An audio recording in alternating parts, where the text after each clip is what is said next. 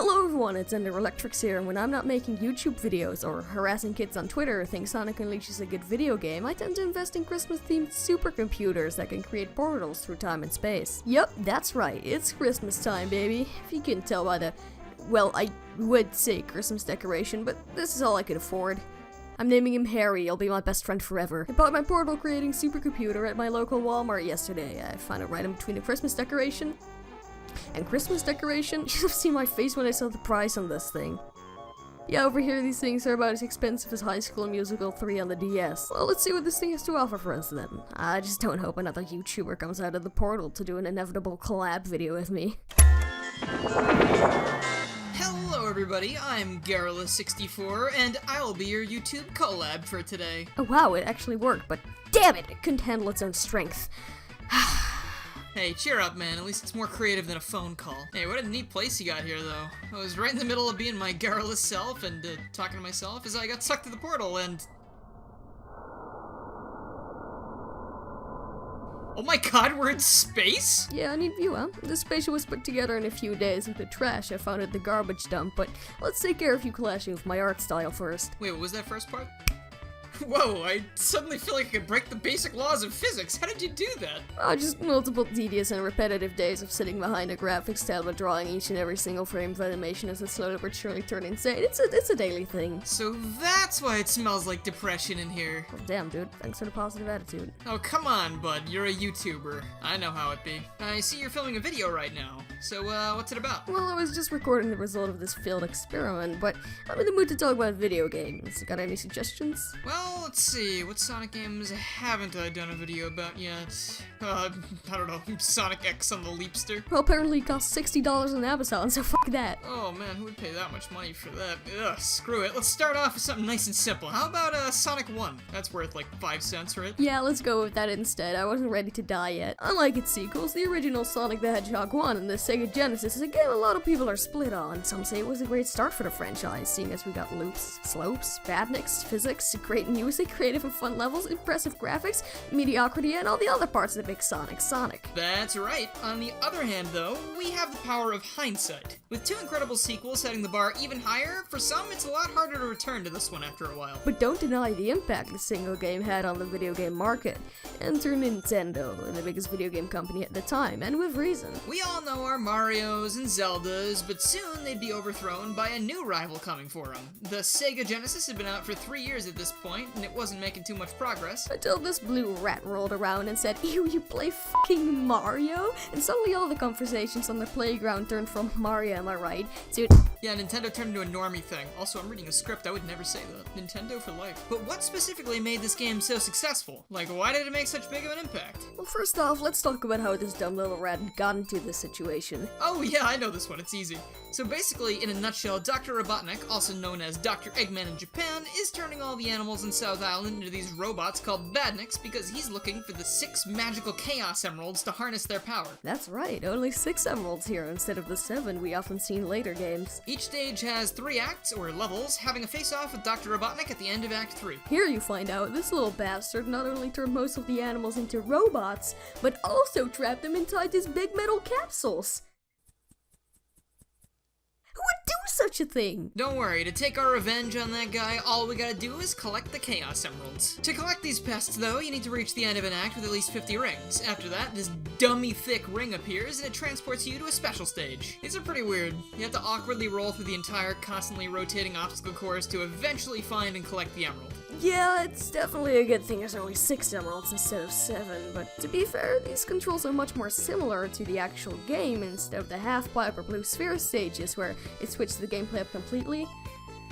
But that doesn't mean they're good, though. Yeah, these aren't great, but at least your reward for getting them all is, well, nothing. Yeah, there's no real reason to get these besides a small alternate ending you don't care about, and that's it. The story's basically Robotnik bad, follow the bastard, get the gems, free the animals, kick his ass, and win the game. As you can tell, it's a pretty straightforward and simple plot, much like the gameplay itself. Obviously, pressing left and right on the D-pad makes Sonic run left and right, respectively, but that's not everything this little blue rat has up its sleeves. By pressing down on the D-pad, Sonic can, you know, as hedgehogs do, roll into a ball. This may seem kinda useless at first until you realize you gain speed way faster when moving down hills in this form. You can get crazy fast while rolling scrolling, which gave the game a personality. Speed. Using the rolling physics and jumping at the right time to get through obstacles speedily is key here. Also, the game's made to be very simplistic. All you need is a D-pad and a button. That's it. There's no run or curl button here, it's just moving and jumping. Exactly! How many times have you seen kids play Super Mario Bros. Wii in a dentist waiting room and see them not press the run button? By simplifying the inputs like this, you avoid unnecessary confusion and complication, making the game overall easier to get into. This is something that not many people think about, so I just thought I'd point it out. Alright, what else is on the list? Let's see, story, gameplay, simplicity, dumbass emeralds. Aha! Presentation. We'll get to Sonic himself in a bit, so let's start off with the stages. We have the zones Green Hill, Marble, Spring Yard, Labyrinth, Starlight, and Scrap Rain. They all have a nice 80s aesthetic, which makes sense since this game came out in 1991, and most of them are nice and colorful as well, making them all stand out from each other. Unfortunately though, the main problem people have with this game is the level design. Some stages are fast and encourage the players to explore, it seems like those stages are the fan favorites, but they are not the only ones in the game. Oh no, far from it. I've heard the name Marble Zone being thrown around more times than I can count, but I honestly like this one. It's Labyrinth Zone where I'm having problems. Nothing about this stage screams Sonic to me. No loops, slopes, parallax backgrounds, anything at all that would make me go, yeah, that's something Bubsy would try and recreate. Yeah, the stages are pretty mixed, but that's what's fun about this game. It takes its risks. I mean, not all of them work, but you know, I can at least admire the effort. Sure, Labyrinth Zone can get a little tedious at times, but I would never call the game outright bad just because of that. I mean, honestly, I like it more than Sonic 2, so, Also, you gotta give this game some slack for suffering from first game syndrome.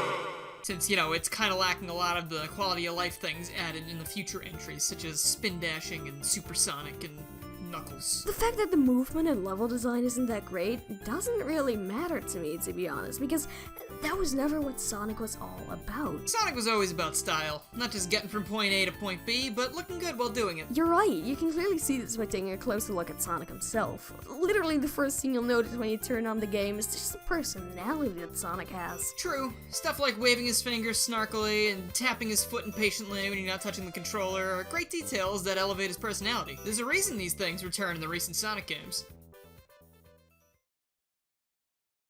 Okay, well maybe not this one. Sonic's attitude had such a lasting impact on kids at the time, and that's one of the reasons he's become such an icon. You saw this face everywhere in the 90s, whether it be TV shows, commercials, ice cream, figures, plushies, Obama. This little fellow was everywhere. And I guess that's the main reason Sonic 1 is so iconic. Not because it has the best gameplay, level design decisions, or movement options, but because it looked and sounded awesome. So that means the game's great. Or is it? Well, to know for sure, we must ask Twitter. Totally not because I'm addicted, but instead to ask people about their opinions on this game. That was a bad idea, but for my small little social experiment, I can tell that very little people called the game outright bad.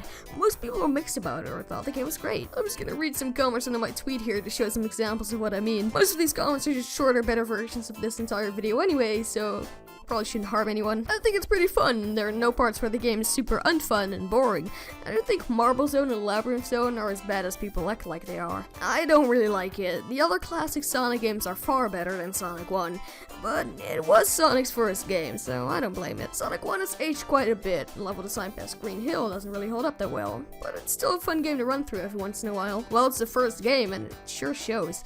The game looks pretty good. The OST ain't bad, but most of the levels are either slow or boring, or levels are fast with not much to do. It's a pretty boring game, not gonna lie. Sometimes it can be annoying. It obviously has first game syndrome of only a few levels truly taking advantage of Sonic's speed, but the foundation was there from day one, and whether you like the game or not, its impact on gaming in general is undeniable. So overall, not a bad game. It's just often overshadowed by other games, like for instance Sonic 2. Alright, awesome. So we're gonna talk about that game next?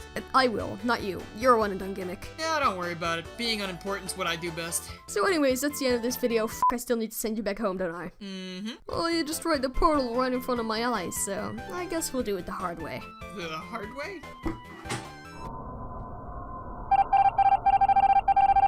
I'm dead. Since this video released around Christmas, I suppose it will be a very outdated joke. Oh, Harry, of course! How didn't I think of that? I got this time traveling machine during Black Friday, so I'll just go back in time to a point where this joke makes sense. Oh, damn it. I knew I accidentally typed in 145 million years ago instead of October of 2020. Now I'm stuck in the Jurassic era. You know what this means, right, Harry?